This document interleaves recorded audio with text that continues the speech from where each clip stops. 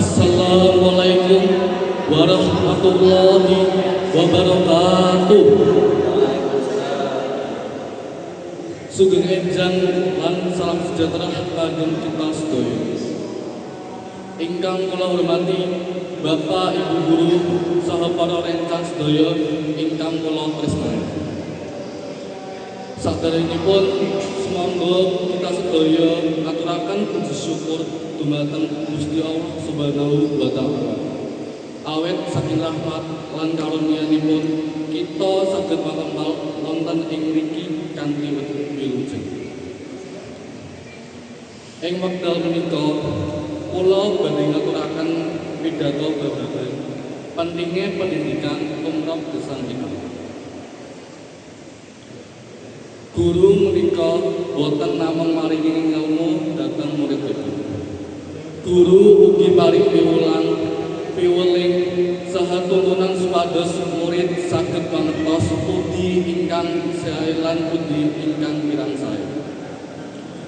Guru bimbing kanthi sabar. Boten namung ngajari pelajaran, nanging ugi bentuk budi pekerti lan tata krama.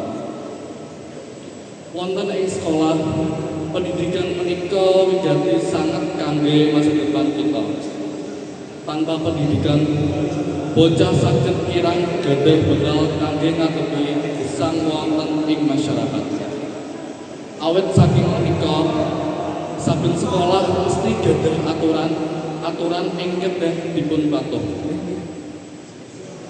Tuladhanipun menawi boten wonten aturan mlebet sekolah kanthi tepat wekdal, mesti kathah siswa ingkang telat. Menawi asring nunda-nunda wekdal, menika saged dados pakulinan ingkang boten sae lan boten pantes dipuntir. Saking perkawis alit kados rawuh tepat wekdal, ngagem seragam kanthi rapi, saha nglamain tugas kanthi tanggung jawab. Kita sampun sinau babagan disiplin lan tanggung jawab. Pendidikan saged dipunwiwiti saking perkawis-perkawis alit rumiyin. Kados ngajeni guru, ngajeni rencang,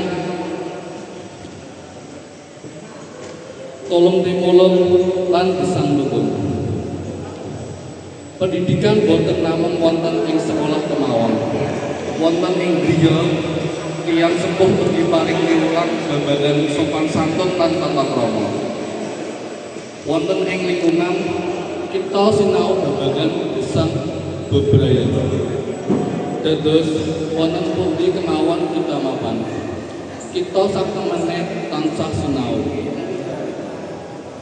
Sumangga kita dados siswa ingkang sregep sinau, disiplin lan boten gampil ngerti. Awit pendidikan menika kunci kangge gayuh cita-cita lan masa depan ingkang langkung sae. Makaten ingkang saged kula aturaken, mugi-mugi pidhato menika saged paring paedah tumrap kita sedaya. Wassalamualaikum warahmatullahi wabarakatuh.